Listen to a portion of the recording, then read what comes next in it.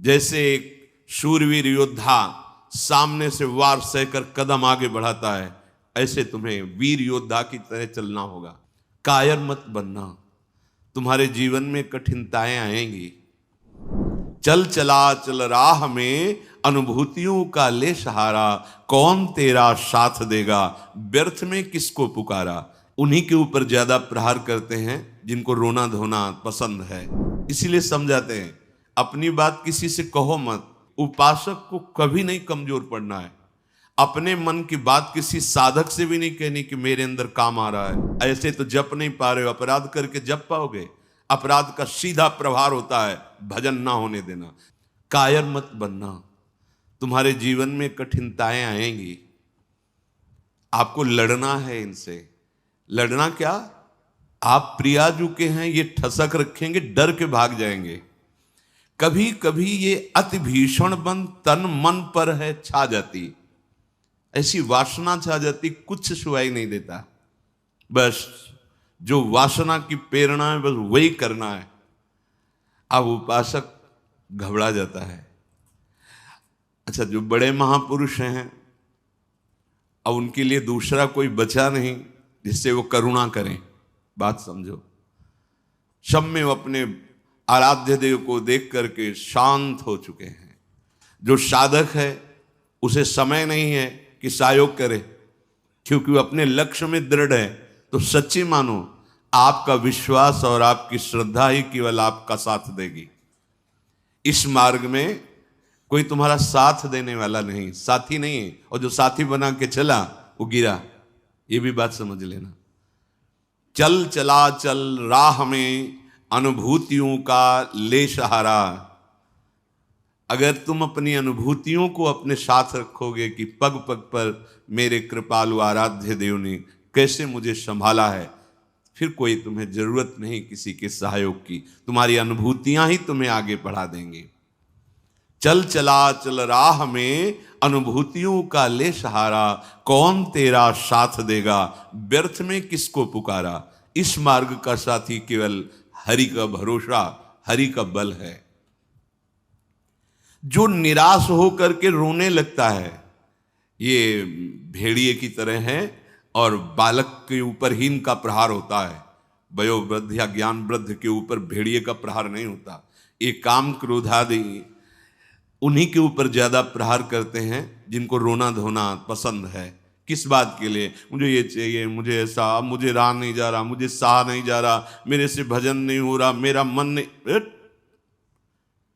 तुम मन हो, तुम तन हो, तुम भोगों के अभाव से ग्रस्त हो? नहीं नहीं, भूल मत करो। जो निराश होकर रोने लगता है उस पर ये विकार हावी हो जाते हैं। इसीलिए समझाते हैं अपनी बात किसी से कहो मत, क्योंकि नासते विद्यते भावो ना भाव विद्यते। इनकी सत्ता ही नहीं काम क्रोध लोभ की। जब आप इनकी सत्ता देते हैं, स्वीकार करते हैं, तो ये आपके ऊपर हावी होते हैं। सच्ची अगर सत्ता ना दे तो इस समय नहीं दे रहे हो सत्ता, कौन सा विकार आपके ऊपर चढ़ा हुआ है। अभी आप उनका चिंतन करें, उनकी सत्ता दे तो अभी जिस विकार का चिंतन करेंगे उसी विकार से ग्रसित हो जाएंगे।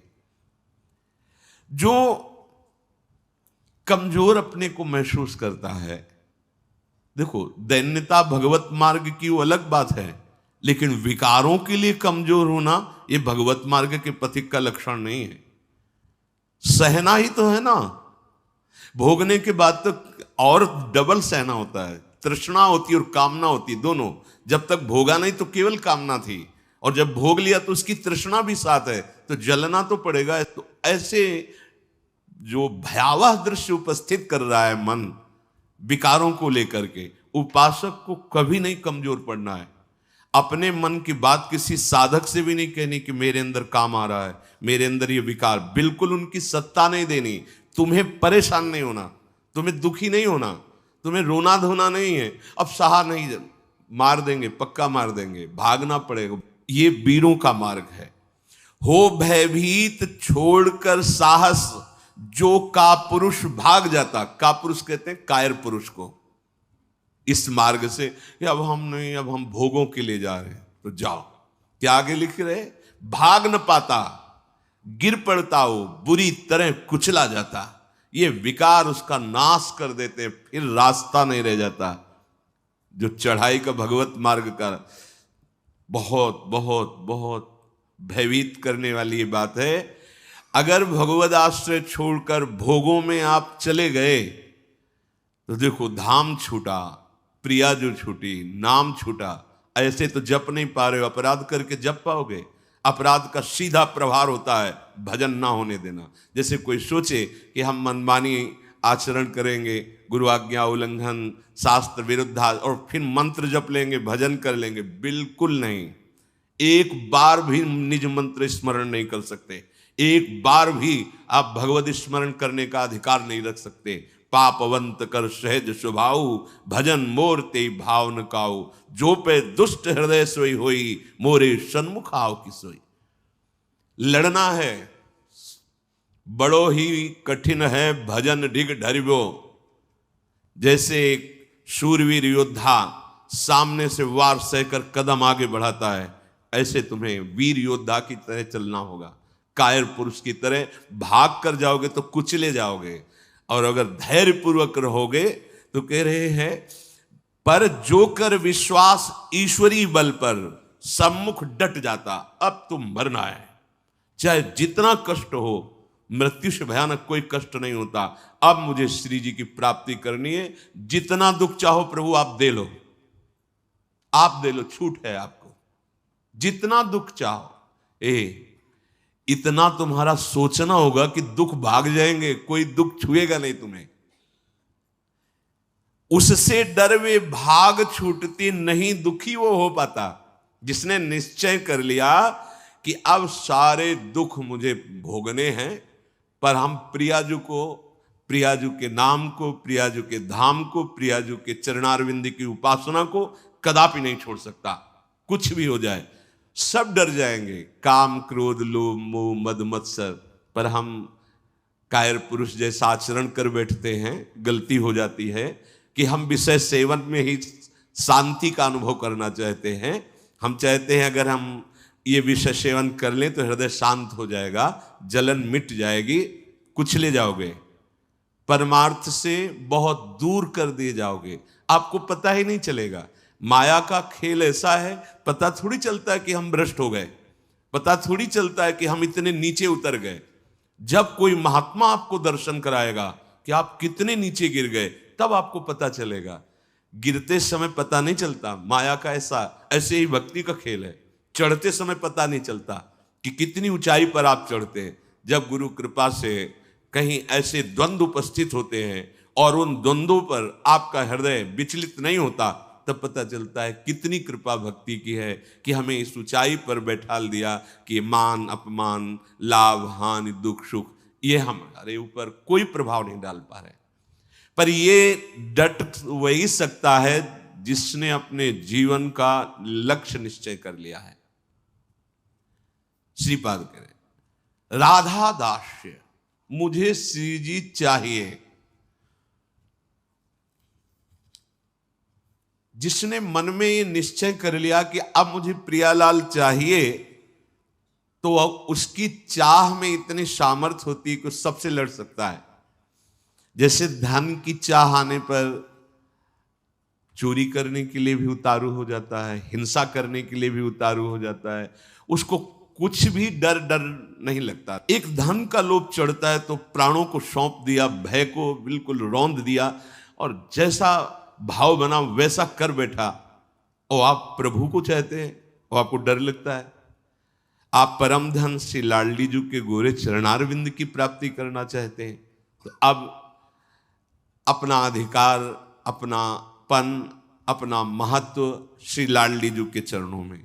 हे प्रभु, हे प्रिया जी, ये प्राण, ये तन, ये मन आपको समर्पित है। अब जैसा जी चाहे वैसा आप करो।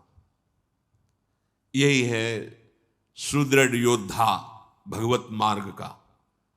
अपना अस्तित्व, अपना महत्व, अपना जीवन जब तक जीवन धन के चरणों में समर्पित नहीं करोगे, तब तक जो स्वामी श्री हरिदास जी महाराज करें, ज्यों ज्यों राखत हो त्यों त्यों रहियत हो हरि। जैसे आप रख रहे हो मैं राजी हूं उसी में, जोई जोई प्यारो करे। ये सिद्धांत, ये रोना धोना नहीं। ये जैसे कभी कभी उपासक वहां प्रश्न कर देते हैं जाके, भजन में मन नहीं लगता, हमें लगता है हम इस मार्ग में चल नहीं पाएंगे क्या? आप चल रहे हो या गोद में बैठे हो? पहले निश्चय करो। यदि चल रहे हो तो इतनी टांगों में दम नहीं है कि ये चढ़ाई तुम चढ़ पाओगे। तो गोद में बैठे हो तो चलने का तुम्हें डर फिर क्यों है? श्री हरिवंश प्रताप नाम नौका निज खेवक, भवसागर सुख तरत निकट हरिवंश जो सेवक। पहली बात तो तुम चल नहीं रहे हो, तुम गोद में बैठे हो। ये जो सौंप दिए मन प्राण तुम्ही को, सौंप दिए ममता अभिमान, जब जैसे जी चाहो बरतो, अपनी वस्तु सर्वथा जान। ये चलने वाले पथिक का नहीं है, ये समर्पित पथिक का है। बैठ गया प्रभु के चरणों का आश्रय लेकर। दूसरी बात, कभी कभी मना स्थिति ऐसी होती है, वो टिकाऊ थोड़ी है। कबहू तो थोरो भजन, कबहू होत विशाल, मन को धीरज छुटे नहीं, गहन दूजी चाल। कभी कभी मन नहीं लगता है तो क्या, अरे वो स्थिति आई है, प्रमाद की स्थिति, तमोगुण के कारण कोई कुसंग बन गया, जिसके कारण ऐसी स्थिति आई है कि आपको डर पा रही है कि भजन नहीं होगा, हम पूरा जीवन निर्वाह नहीं कर। नहीं, ये तात्कालिक है, थोड़ी देर में कोहरा हटेगा और आप प्रसन्न मन से चल पड़ेंगे। हे प्रभु, ये जीवन मेरा आपके चरणों में समर्पित है, क्या परेशानी? हे नाथ, मेरा मन, मेरा तन, मेरा प्राण आपको समर्पित है, आप जैसा चाहो खेलो, मत सकुचाओ, अभी आपका है, आप जैसा चाहो। फिर आप शिकायत कैसे करें? फिर आपका प्रश्न कैसे बनता है? ये जब तक मेरे मेरे मेरे तब तक नहीं हटा पाओगे। और ये आपको दिया, अब इसमें काम रखो या आप रहो, इसमें प्रेम भरो या आप इसमें विकार भरो, आपको पूरी स्वतंत्रता है नाथ। उसी दिन से आप देखेंगे मन निर्मल होने लगा। क्योंकि जब तक अहंकार रहता है तभी तक ये सारे विकार आक्रमण करते हैं। अहम प्रभु के चरणों में समर्पित हुआ कि वो दिव्य निर्मलता, दैवी संपदा के भागवतिक सद्गुण अपने आप आने लगते हैं। जिस समय आपको मान अच्छा लगे, अपमान दुखित, तो समझ लो आपका अहम अभी समर्पित नहीं हुआ। उपासक का जब अहम समर्पित हो जाता है तो मान अपमान सुख दुख से अब मेरा रहा न कुछ संबंध। तुम ही मेरे कैवल्य परम पद हो और बंधन है तो सिर्फ आपका ही बंधन है। ये आप ही हमारे मोक्ष हो, आप ही हमारे बंधन हो, आप ही हमारे साधन हो, आप ही हमारे साध्य हो। आपसे ही सब कुछ है अब हमारा। अभी अभी निश्चिंत हो जाओगे, अभी निश्चिंत हो। आपको क्या परवाह? जब आपने अपने आप को प्रभु के चरणों में समर्पित कर दिया तो अब जिम्मेवारी प्रभु की है। पर आप समर्पित वाणी से केवल कह रहे हैं, अभी अहम है। आपको पता लग रहा है कि भगवान पता नहीं संभालें कि न संभालें, गति बनेगी कि नहीं बनेगी, पता नहीं लाभ मिलेगा कि नहीं। ये शरणागति का लक्षण नहीं है। छूटे सभी अन्य आश्रय, अब मिटे सभी संबंध अनित्य। ये जो अनित्य संबंध है, हम लोग समझते हैं कि बाहर से बाबा जी बन जाने पर छूट जाते हैं। भ्रम में मत रहना, ये किसी कपड़ा बदलने से छूटने वाले नहीं है। ये अंदर की बात है। जो जड़ चेतन का संबंध है, ये अंदर का संबंध है। बाहर का घर छोड़ दिया, बाहर के संसारी कपड़े छोड़ दिए, बाहर का भाव दिखाते कि हम वैराग्य से हैं, लेकिन अंदर की बात देखो। संबंध अगर प्रभु के अलावा किसी और से है, वो क्यों न तन हो, वो क्यों न कोई विषय हो, क्यों न कोई सुख हो, चाहे लोक लोकांतर का कितना भी बड़ा सुख हो या सिद्धि हो, वो अभी राग रहित नहीं हुआ है। पूज्य श्री पंडित गया प्रसाद जी महाराज, बड़े पहुंचे हुए महापुरुष जो निरंतर भगवान की लीला में डूबे, वो कह रहे हैं चिंतन संबंध का बोध कराता है और संबंध ही चिंतन में स्थित रखता है।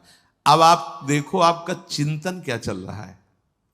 महापुरुषों के वचन है। चिंतन आपका जहां है, आपका संबंध वही है। अगर प्रियालाल का चिंतन चल रहा है तो प्रियालाल से संबंध है।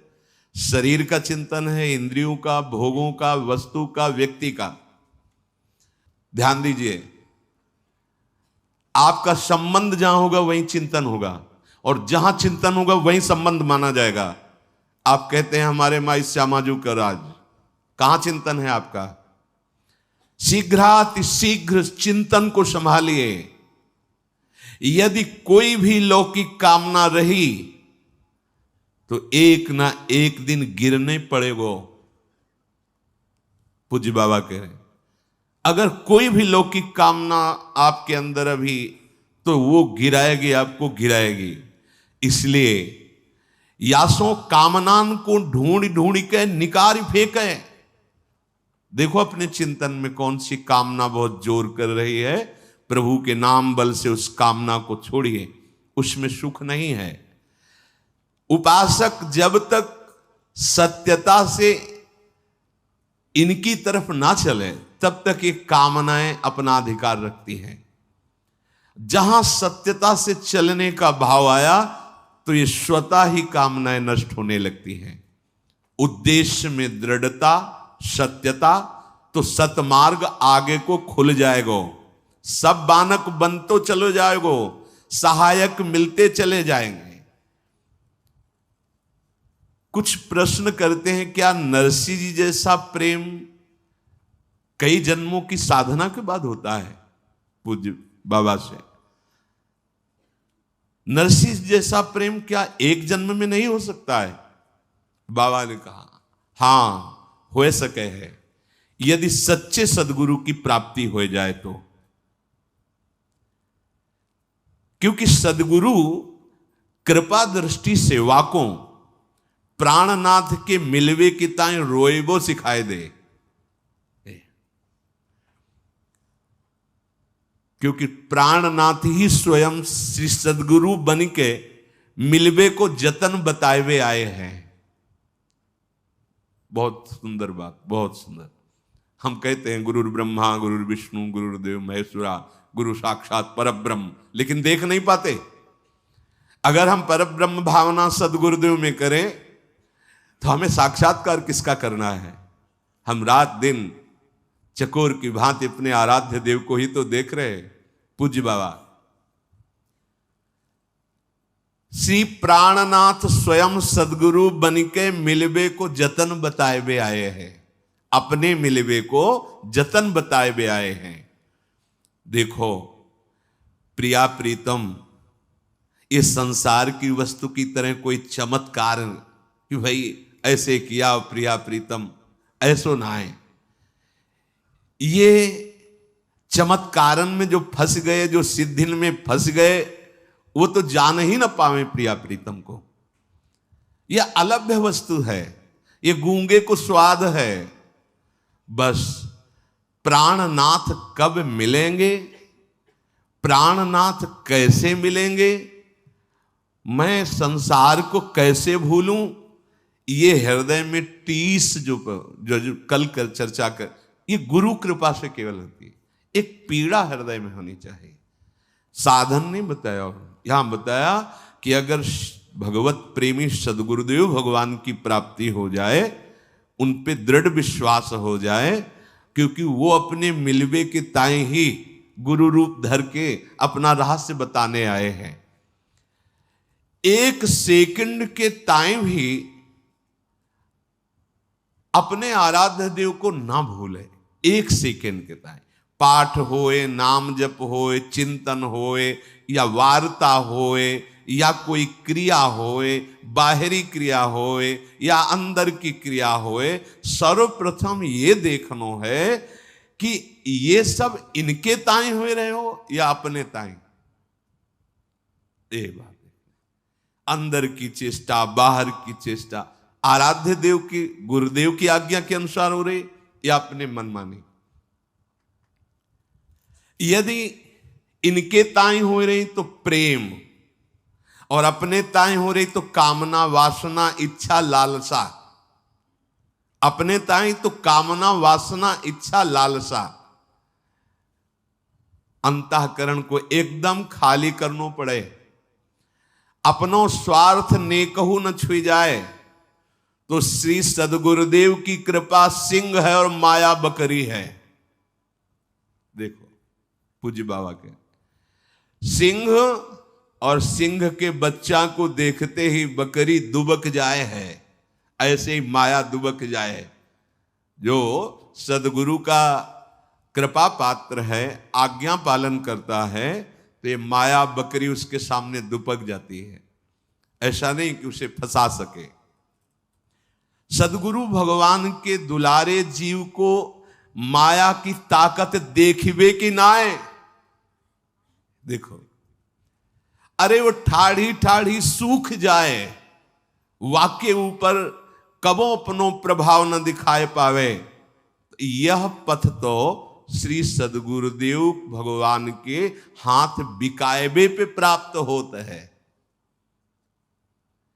साधक अपने मन से ऊंचो कितनो साधन करे, कितनो ऊंची स्थिति प्राप्त करवे को प्रयत्न कर ले, किंतु अंत में वाको गिरनो पड़ेगो।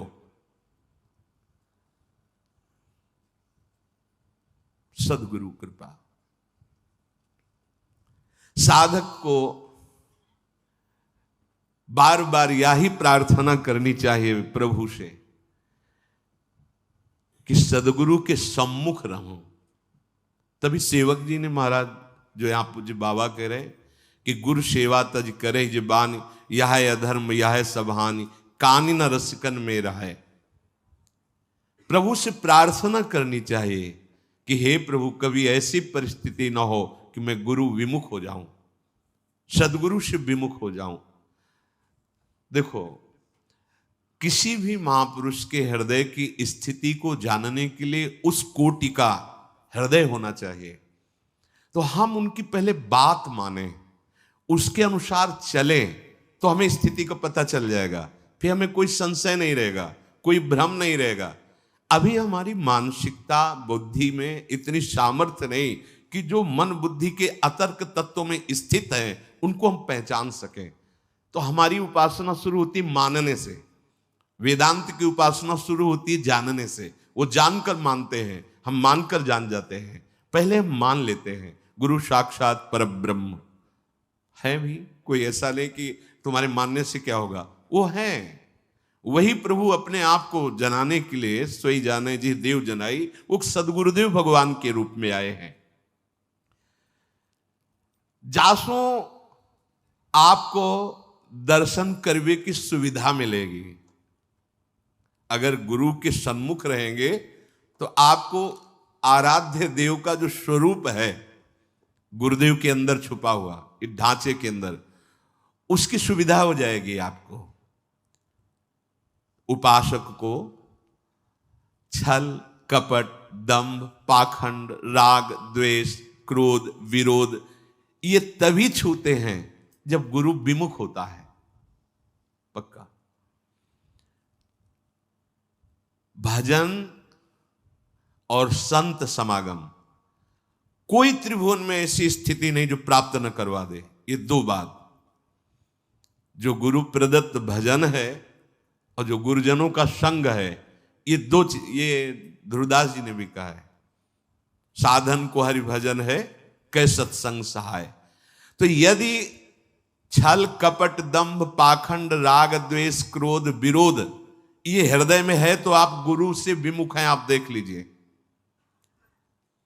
अगर गुरु के सन्मुख हैं और भजन हो रहा है और संत संग, तो ऊंची से ऊंची कोई भी स्थिति ऐसी नहीं जो आपको प्राप्त ना हो जाए। अर्थात नरसिंह मेहता जी जैसा प्रेम इसी जन्म में बहुत शीघ्र प्राप्त हो जाए। रहनी बनाएवे में चूक कर दें हम, पूज्य महाराज जी कह रहे हैं, जाको श्री भगवान की आवश्यकता ही अनुभव ना होए।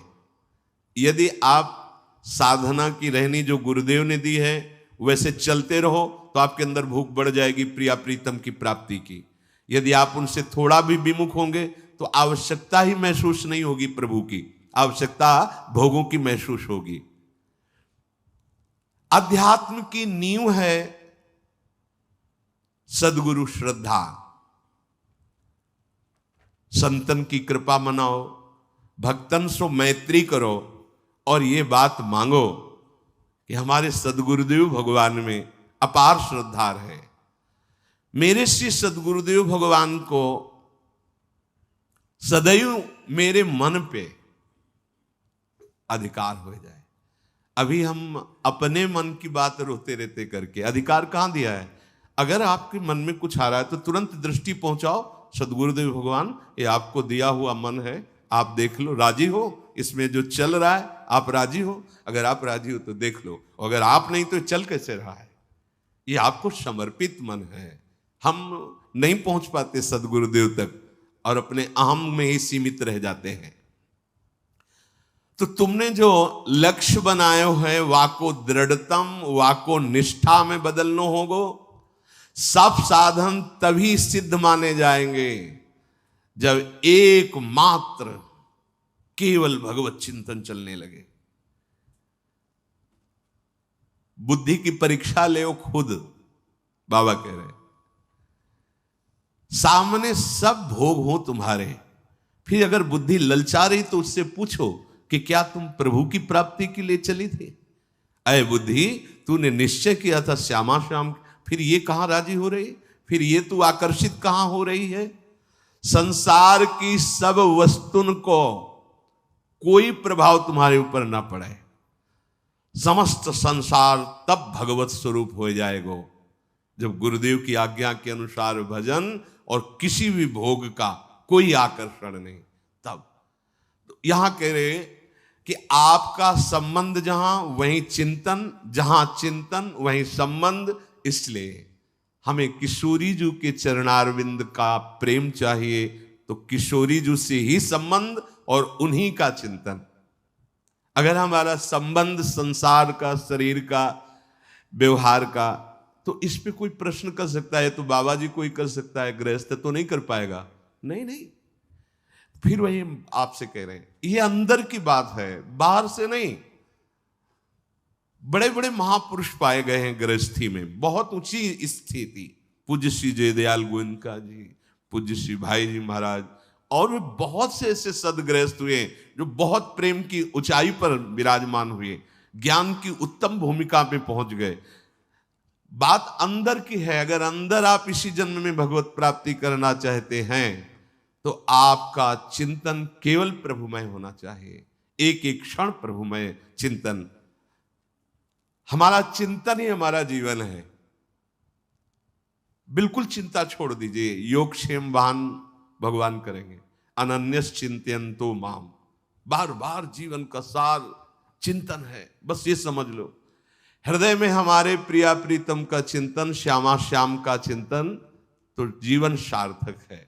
श्री राधा और श्री श्याम सुंदर उसी से संतुष्ट होते हैं जो नित्य निरंतर उनके चिंतन में स्थित रहता है। उनको और कुछ नहीं चाहिए। प्रिया प्रीतम को या हमारे आराध्य देव को और कुछ नहीं चाहिए, चिंतन चाहिए। पकड़ लो इस बात को।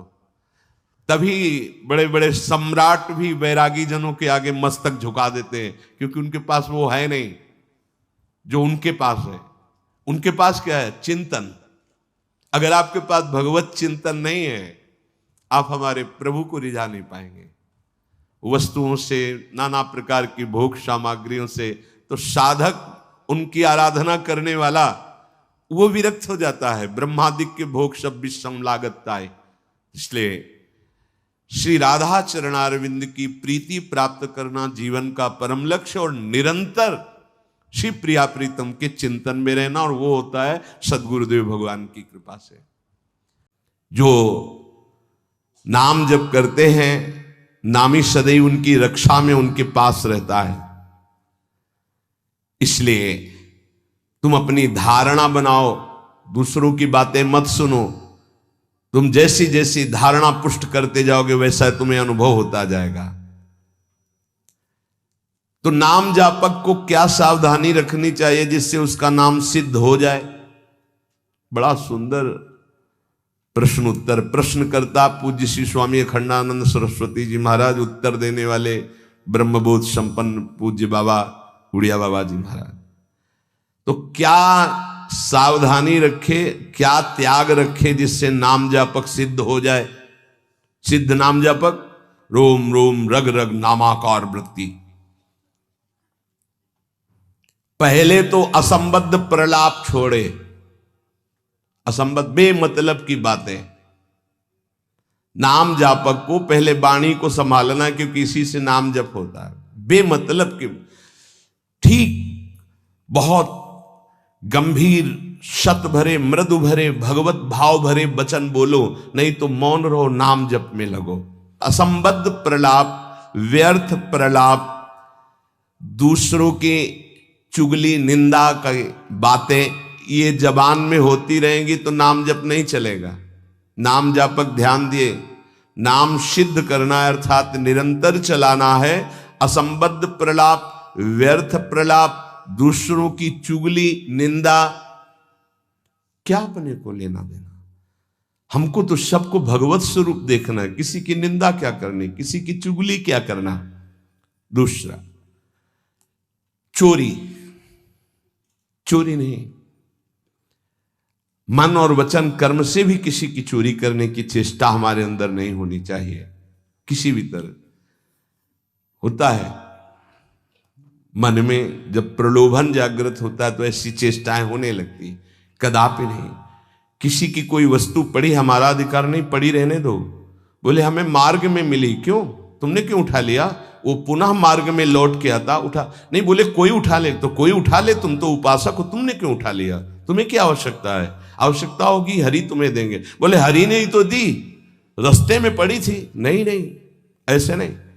उपासक को इन बातों पर बहुत ध्यान देना है, वो चोरी मानी जाएगी। आपने क्यों उठाया, आपको चले जाना है, वो पुनः लौट कर आएगा उसको, या जो उठा ले, हमारा कर्तव्य नहीं।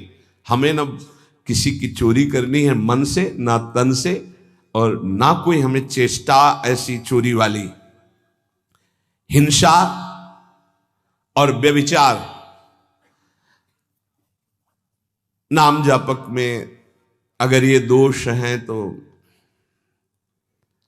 बाबा बहुत स्पष्ट कहने वाले महापुरुष, क्योंकि जो ब्रह्मबोध संपन्न भगवत प्राप्त महात्मा होते हैं वो सही औषधि देते हैं।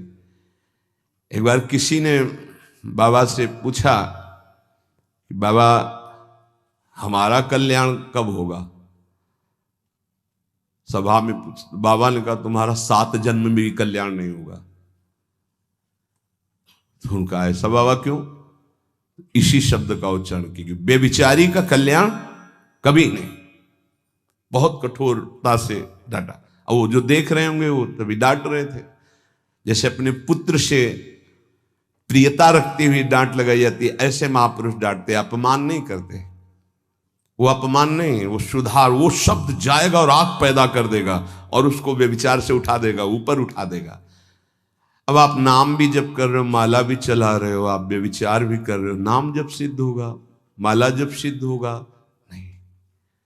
अपने धर्म के अनुसार चले। कोई भी नशा करने वाले को नाम जब सिद्ध नहीं होता। उपासक के जीवन में कोई नशा नहीं होना चाहिए। हमें लगता है भगवत कृपा है, कोई व्यसन, झूठ नाम जापक को नहीं बोलना चाहिए। अब हाथ में माला है, बात करने में हम झूठ बोल दें तो हमारे नाम जप का मतलब क्या रहा। झूठ क्यों बोलते हैं, क्यों डरते हो, क्यों छुपाव कर रहे हो, किस बात के लिए झूठ बोल रहे हो। झूठ को पाप माना ही नहीं जा रहा। अब कलयुग का प्रभाव देखिए, वो लिखा हुआ है प्रभाव में कि झूठे ही देना, झूठे ही लेना, झूठे ही भोजन, झूठ चबेना। क्यों झूठ बोलो, सही बोलो ना, झूठ बोलने की जरूरत क्या है। जैसे आपसे कोई प्रश्न करे उसका उत्तर सही दे दो, डरो मत, डरने की जरूरत नहीं। और कुछ ऐसा होता है जो सत्य को संभालने के लिए, सत्य को हृदय में रखने के लिए वो जो बोला जाता है वो किसी का अहितकारी नहीं होता। आप कितना भजन करते हैं? आप तो बहुत भजन करते हैं, भजनानंदी है। तो अब हम सत्य को बोल के इतने इतने मार नहीं, हमसे क्या भजन होता है? गुरु कृपा से जो कुछ होता हो तो होता है, हमें तो नहीं लगता कि हमसे ऐसा कुछ भजन। और वो झूठ नहीं माना है, अब उतने सत्यवादी नहीं कुछ में, वो जरा सा छेड़ा हुआ पूरी दिनचर्या अपनी पूरी उनको बता दी कि हाँ ऐसे ऐसे। सत्य को कभी कभी गुप्त रखने के लिए बाहरी बात है, वो किसी का अहित या मंगल के लिए नहीं, हम अपने अभिमान को पुष्ट करने वाली बात नहीं बोलते। अपने साधन भजन को हम गुप्त रखते हैं, लेकिन हम व्यर्थ के व्यवहार में क्यों झूठ बोले?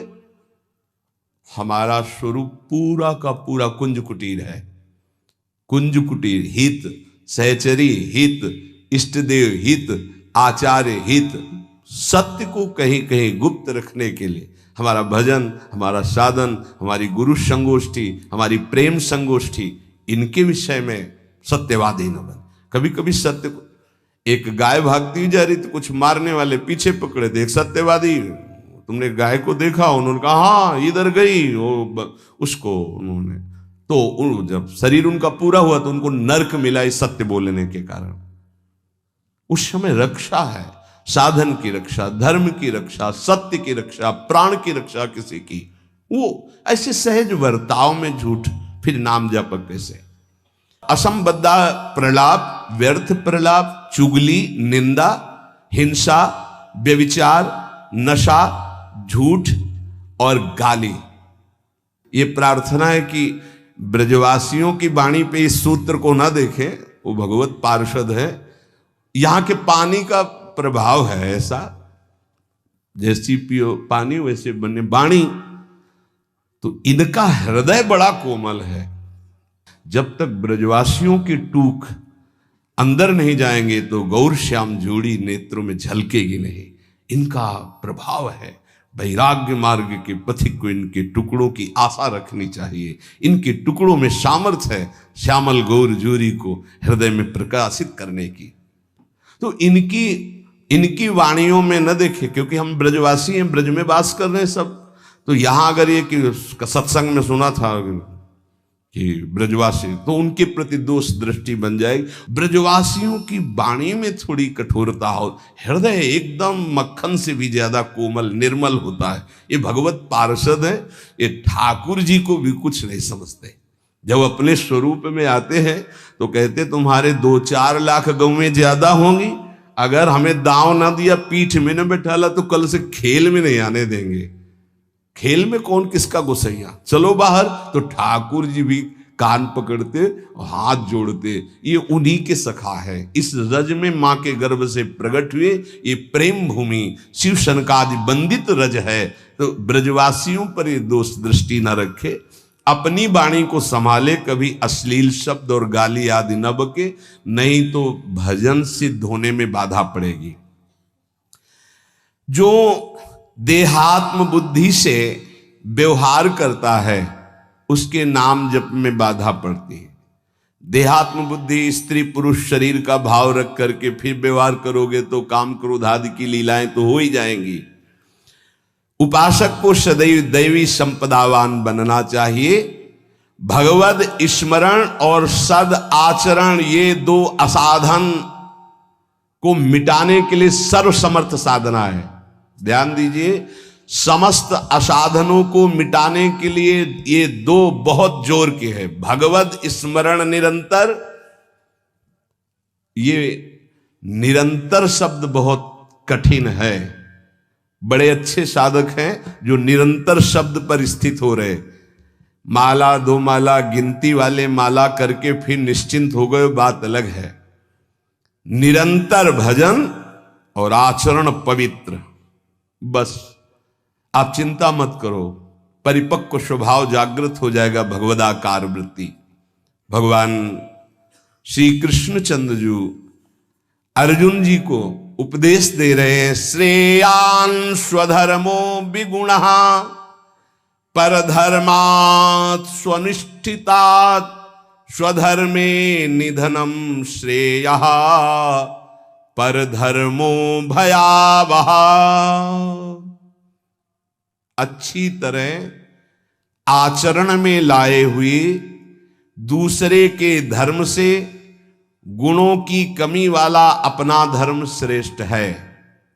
अपने धर्म में तो मरना भी कल्याणकारक है, दूसरे का धर्म भय देने वाला है। व्याख्या: श्रेयान स्वधर्मो विगुणः परधर्मात् स्वनुष्ठितात्। बाहर से दूसरे का धर्म बड़ा गुण संपन्न दिखाई दे रहा है, उसके पालन में बड़ी सुगमता है,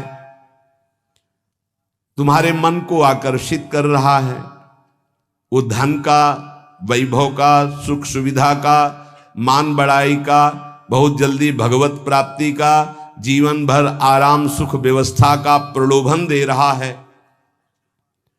तुम अपने धर्म से विचलित होकर उसको स्वीकार कर लेते हैं तो तुम्हें भयावह भय के सिवा और कुछ नहीं मिलने वाला। ये ध्यान देना है। किसी भी तरह के प्रलोभन से अपने साधन पथ का, अपने धर्म का, अपने मार्ग का त्याग नहीं किया जाता। इसके विपरीत अपने धर्म में बाहर से देखने में ज्यादा गुण नहीं दिखाई देते, धर्म के पालन में बड़ी कठिनता हो रही है, पालन करने में मन नहीं लग रहा, धन वैभव सुख सुविधा मान बढ़ाई है, कुछ नहीं मिल रहा, पूरा जीवन कष्टमय है, तो भी हम अपने धर्म का पालन करेंगे, छोड़ेंगे नहीं, तो परम कल्याण निश्चित। दो बातें बताई। आप अपने धर्म से चल रहे हैं, जो भी आपको गुरु परंपरा से धर्म मिला, इसलिए हम गुरु परंपरा, क्योंकि हम भागवत धर्म को ही प्रधान मानते हैं। शरीर धर्म इसको तो भगवान ही कहते हैं, सर्वधर्मान परित्यज्य मामेकम शरणम व्रज। पर धर्म क्या है? शरीर धर्म।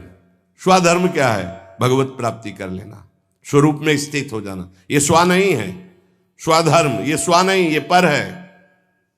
पर धर्मो भयावह, इसीलिए तो तुम्हें भय प्राप्त हो रहा है, इसीलिए मृत्यु प्राप्त हो रही। अविनाशी को भय, अविनाशी को मृत्यु, ये पर धर्म है।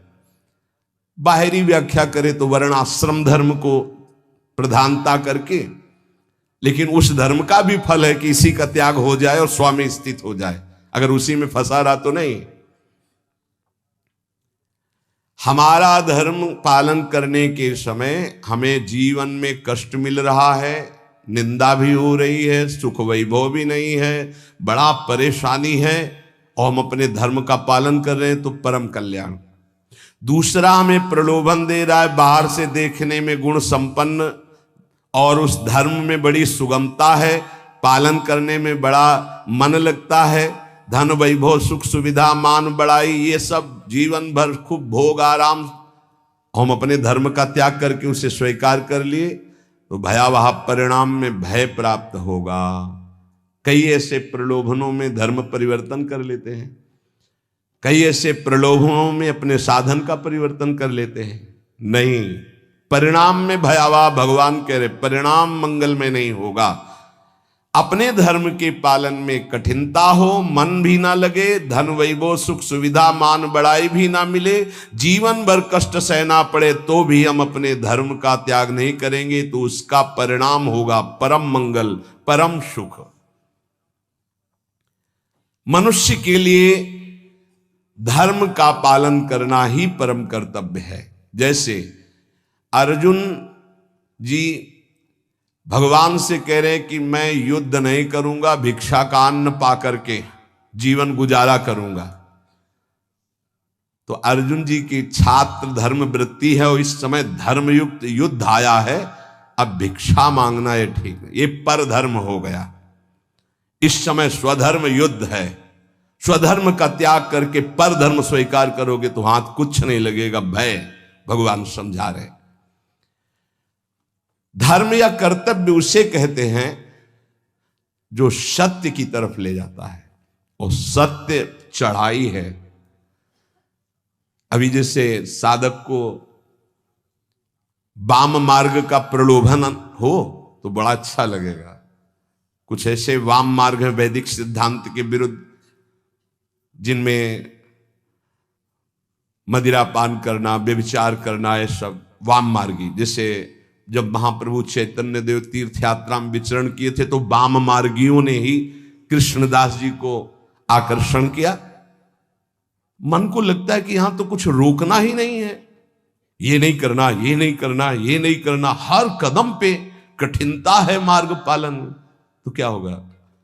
पतन, नरक की प्राप्ति, और ये परम पद, परम सुख की प्राप्ति। अपने कर्तव्य का पालन, अपने धर्म का पालन करने में उपासक को सुख, आराम, धन संपत्ति, मान बढ़ाई, आदर सत्कार यदि धर्म पालन करने में ही मिलते तो धर्मात्माओं की आज बहुत टोलियां देखने में आती कि ये सब धर्मात्मा चल रहे हैं। स्वधर्म का पालन करने वाला न सुख को देखता है, न मान बढ़ाई को देखता है, न धन संपत्ति को देखता है, स्वधर्म को देखता है। शास्त्र आज्ञा धर्म पालन के लिए प्रमाण होती है कि तुम्हारा धर्म क्या, उसके लिए शास्त्र आज्ञा क्या, उसका पालन करना है। सुख सुविधा, मान बढ़ाई, धन संपत्ति, ये धर्म पालन करने वाले नहीं देखते कि इस धर्म के पालन करने में तो ऐसा ऐसा बड़ी कठिनता है, कोई सुख नहीं मिला। अब हम ये स्वीकार करते हैं और उसमें रुपया पैसा मिल रहा है, सुख सुविधाएं, मनमानी भोग आचरण। भगवान सावधान कर रहे हैं। स्वधर्म पालन, कर्तव्य पालन में भारी से भारी कष्ट उठाया जाता है, तब उसकी आध्यात्मिक उन्नति, भागवतिक उन्नति होती है। जो धर्म पालन करता है उसे कष्ट नहीं अनुभव में आता, उसका भारी तप बन जाता है। और तपस्वी पुरुष की आध्यात्मिक और लौकिक दोनों उन्नति बहुत जोर की होती है।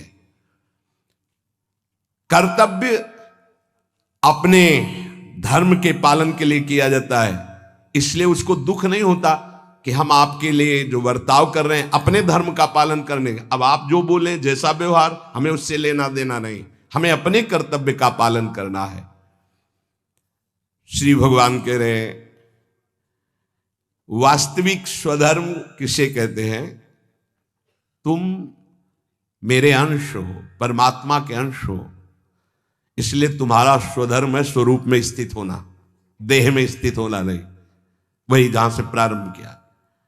यदि ये मानव देह प्राप्त करके भगवत प्राप्ति नहीं कर पाए तो क्या स्वधर्म? इसीलिए गोस्वामी जी कहते सो सब धर्म करम जरि जाऊ, जहाना राम पद पंकज भाऊ।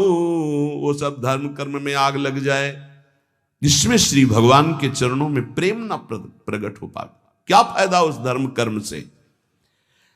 अपने को शरीर मान करके जो धर्म किया जाता है, सही माने में उस धर्म का फल है कि स्वरूप में आ जाओ। अगर नहीं आए तो शरीर धर्म का कोई ये नाशवान शरीर में नहीं हूं। हां, इसका पालन करने का फल है कि इससे वैराग्य हो जाए। शरीर के धर्म का पालन करने का फल है कि शरीर से वैराग्य हो जाए, तभी सच्चा फल मिला। राग युक्त शरीरों के धर्म पालन से क्या लाभ मिलेगा? अपने को हम प्रभु का सेवक या जिज्ञासु, यही खास धर्म है, यही सही धर्म है। स्थूल शरीर का धर्म या मन बुद्धि का धर्म, यही तो हम मानते चले आ रहे हैं, इसी में तो हमारी दुर्गति हो रही। हमारा मन जो कहता है वही हम करते हैं, हमारी बुद्धि जो कहते हैं, ये धर्म नहीं। जो शास्त्र कहता है, जो गुरुजन कहते हैं, उसे समझो। परमात्म प्राप्ति चाह करना, यही सबसे बड़ा धर्म है। मुझे इस जन्म में भगवत प्राप्ति हो जाए। परमात्म प्राप्ति के मार्ग में चलने वाले साधक के मन में धन, मान, बड़ाई, आदर, आराम, प्रशंसा की बिल्कुल इच्छा नहीं होना चाहिए। धन मान आदि के मिलने पर हर्षित नहीं होना, उनके नष्ट होने पर शोकित नहीं होना। भगवत इच्छावश प्रारब्ध वशात चाहे जितनी संपत्ति बढ़ जाए, अभिमान हर्ष नहीं होना। भगवत इच्छा प्रारब्ध वशात, दो शब्द है, भगवत इच्छा भक्त, प्रारब्ध वशात ज्ञानी। चाहे सब नष्ट हो जाए कोई शोक नहीं। हमारा धर्म पालन, भगवत मार्ग इनके अधीन नहीं कि 4 लोग बड़ाई किए तो हमारा भजन ठीक हुआ, 4 निंदा करने लगे तो हमारा भजन कमजोर, और रुपया पैसा वैभव नहीं है तो बोले इनका भजन का प्रकाश क्या है। ये बाहरी संसारी व्यक्ति दर्शन करेंगे, उपासक बिल्कुल इस बात पर ना जाए। ये भगवत इच्छा प्रारब्ध के अनुसार आए या जाए, इससे कोई हर्ष और शोक नहीं होना चाहिए। इसलिए कर्तव्य रूप से प्राप्त लौकिक कार्य भी सुचारू रूप से करते हुए आध्यात्मिक वृत्ति बनाए रखे, क्योंकि स्वधर्म आध्यात्मिक वृत्ति है। परमात्मा प्राप्ति का उद्देश्य यदि नहीं है तो सब कर्म व्यर्थ हैं, फंसाने वाले हैं। जो परमात्मा प्राप्ति के उद्देश्य से कर्म किए जाते हैं उसी से परमात्मा प्राप्ति होती है, इसलिए वही स्वधर्म है। परमात्मा प्राप्ति करना ही हमारा स्वधर्म है। अगर धन प्राप्ति का ध्येय जैसे व्यापारी के हृदय में उत्पन्न होता है तो आराम विश्राम की चिंता ना करके वो धन के प्रति अधिक से अधिक व्यापार बढ़ाता है, अधिक से अधिक समय व्यापार में लगाता है। ऐसे ही उपासक को भगवत प्राप्ति का जब लक्ष्य बना लिया तो अधिक से अधिक समय भजन में, अधिक से अधिक आप नाम जप, अधिक से अधिक कष्ट सहें, जो काम क्रोध लोभ मोह मद मत्सर सर्दी गर्मी इन सब के कष्ट सह करके जैसे व्यापारी अपने धन को बढ़ाता है, ऐसे भगवत प्राप्ति के मार्ग वाला भजन को बढ़ाता है। जैसे हमारे फोड़ा हो जाए तो हम डॉक्टर को पैसा दे के चिरवा के महीनों कष्ट सहते हैं, पर हमारे अंदर व्यथा नहीं होती, क्योंकि हमें पता है फोड़े का ऑपरेशन करवाने से हम ठीक हो जाएंगे, सुखी हो जाएंगे। ऐसे ही ध्यान देना, उपासक को जब कोई गाली देता है, अपमान करता है, निंदा करता है, प्रतिकूलता आती है तो समझता है, यद्यपि दुख का अवसर है पर वो समझता है जैसे फोड़ा दुख का अवसर है ऑपरेशन करवाना, ऑपरेशन पैसा दे के करवा के महीना भर पट्टी बांध के, पर वो दुखी पीड़ा का तो दुख है लेकिन अंदर दुखी व्यथा वाला नहीं है, क्योंकि पता है आगे हम ठीक हो जाएंगे। ऐसे ही साधक अंतःकरण से प्रसन्न रहता है कि आज हमारा अपमान हो रहा है, गाली मिल रही, तिरस्कार हो रहा है, बड़े द्वंद्व सता रहे, कल हम निर्द्वंद हो जाएंगे। भगवान हमको ऐसी सामर्थ्य देंगे, माया का कोई भी दुख हमें छू नहीं सकेगा, हम भगवत प्राप्त महात्मा होंगे, हमें भगवान का साक्षात्कार होगा। इस लाभ के लिए हर कष्ट सहता हुआ प्रसन्नता पूर्वक वो आगे चलता है। ध्यान दीजिए, इसके बिना आप चल नहीं पाएंगे। आपके अंदर जब काम क्रोध लोभ मोह मद मत्सर की इनकी व्यथा होती है तो आपको लगता है कितने दिन सहेंगे, नहीं, कितने दिन नहीं सहना, आगे बहुत परमानंद है, बस कुछ समय की बात है। और ये इसलिए आपको ज्यादा कष्ट दे रहे हैं क्योंकि आप इसका चिंतन कर रहे हैं, कितने दिन सहेंगे। अभी चिंतन छोड़ो, अभी खत्म हो जाएगा, आओ चिंतन प्रभु में लगाओ, अभी आनंद। और एक अंदर अनुभव की बात, जब तक आपके पाप नष्ट नहीं होते बिना किसी कारण आपका हृदय जलेगा भजन करने पर। ध्यान दीजिए, ये छाती की बात, अनुभव की बात कह रहा हूं।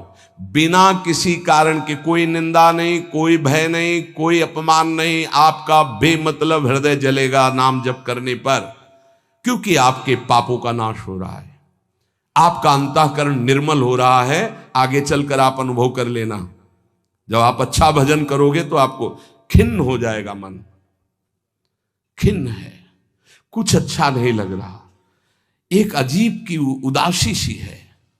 अगर मन को पूछो क्या चाहिए तो कुछ नहीं बोल, ये अच्छा भजन करने की बात कह रहे, कुछ उसकी मांग नहीं, पर एक उदासी है, एक जलन है, एक खिन्नता है। वही आगे बढ़कर विरह बन जाएगी और वही विरह मिलन का संयोग उपस्थित कर देगा। धैर्य पूर्वक विचलित मत होना। इस मार्ग के साधक को कुछ समय तक ये जलन बर्दाश्त करनी, बड़ी धूप है, आगे बहुत शीतल छाया है, इस धूप को दौड़ के पार कर लो। नाम जप कीर्तन सत्संग, इतना समय ही मत दो कि कष्टों का चिंतन हो, कि काम आ रहा है, क्रोध आ रहा है, विकार आ रहा है, इतना अभ्यास में लगा दो इसको, यात्रा पूरी हो जाएगी। और आगे जो आनंद है वो ब्रह्मा को भी नहीं है, जो भक्तों को आनंद प्राप्त होता है। क्या नाम जप और संकीर्तन मात्र से शुद्ध ज्ञान प्राप्त हो सकता है, या फिर और कोई साधन करना पड़ता है?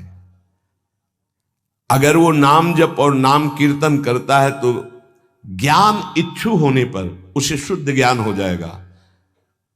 उसके अंदर अगर ज्ञान प्राप्ति की इच्छा है तो शुद्ध ज्ञान प्रकट हो जाएगा, वेदांत वाला। और अगर प्रेम इच्छुक है तो प्रेम प्रकट हो जाएगा, उसकी इच्छा क्या है। और अगर विषय की चाह है, किसी कामना की, तो उसकी पूर्ति हो जाएगी। ज्ञान और प्रेम इसका परिचय अभी नहीं मिलेगा। जब तक कोई वासना रहती है, इच्छा रहती है, तो पहले उसकी पूर्ति होती है, फिर जब उससे वैराग्य होता है, नाम कीर्तन नाम जब चलता है, तब आगे जो उसके अंदर भाव बनता है भक्ति का या ज्ञान का, वही जागृत हो जाता है। अंतःकरण नाम कीर्तन से, नाम जप से बहुत जल्दी शुद्ध होता है, इसलिए शुद्ध ज्ञान की प्राप्ति उसको प्राप्त हो जाती है। अगर ज्ञान इच्छु है तो भाव उसके अंदर नहीं बन पाएगा। नाम कीर्तन का जो भाव है कि अशुभ प्रवाह होने लगा, रोमांच होने लगा, ये नहीं आएगा, क्योंकि ज्ञान इच्छुक है। तो अंतःकरण शुद्ध होगा और ज्ञान की तरफ ले जाएगा, नाम जब नाम कीर्तन। लेकिन भगवत मार्ग का भाव वाला जो उपासक है, उसको विशेष भाव प्राप्त होता है कि साधन भी यही होता है और साध्य भी यही होता है। रोमांच हो रहा है, शुभ प्रवाह हो रहा, सामने आराध्य देव की झांकी दिखाई दे रही। कुछ तो विद्वान कहते हैं योग मार्ग से ही चित्त शांत होता है। क्या यह ठीक है? तो क्या न पूज्य बाबा का उत्तर, तो क्या वो ये नहीं जानते कि नाम जप करना योग है? अरे नाम जप के अंदर अनंत सामर्थ्य विराजमान है, इसलिए जो नाम जप परायण है वो योगी तो हो ही जाएगा। तात्पर्य जानना चाहिए, चित्त वृत्ति का संसार चिंतन से हटाना योग कहते हैं। वो नाम जप कर रहा है तो सच्चिदानंद के नाम में चित्त जोड़ रहा है, योग तो हो ही रहा है। प्रभु कुछ लोग कहते हैं नाम जप से क्या होगा, वेद पढ़ो, वेदांत पढ़ो, ऐसा कहते हैं। अरे तुम भगवत कृपा पात्र हो, तुम भगवान नाम जप में रुचि दो। लोग क्या कहते हैं इनकी तरफ मत देखो। पूज्य बाबा कह रहे, देखो हम तुम्हें अंदर की बात बताते हैं। वेद पाठ और इन पाठों से लोक लोकांतर के सुख मिल सकते हैं, लेकिन नाम कीर्तन नाम जप से भगवत प्रेम, भगवत प्राप्ति, भगवत दर्शन प्राप्त होते हैं। हां, अगर वेदांत दर्शन के अनुसार साधना हो तो मोक्ष पद भी प्राप्त हो जाएगी। तो क्या नाम से मोक्ष नहीं प्राप्त हो सकता? महापापियों को भी मोक्ष पद भी प्राप्त हो गई नाम से। जब इतनी महिमा बाबा आप नाम की बताते हो, तो नाम कीर्तन में और नाम जप में सब क्यों नहीं लग जाते? क्यों नहीं लग जाते? देखो भाई, स्कूल में 200 विद्यार्थी पढ़ते हैं तो सब परीक्षा में उत्तीर्ण नहीं हो जाते हैं।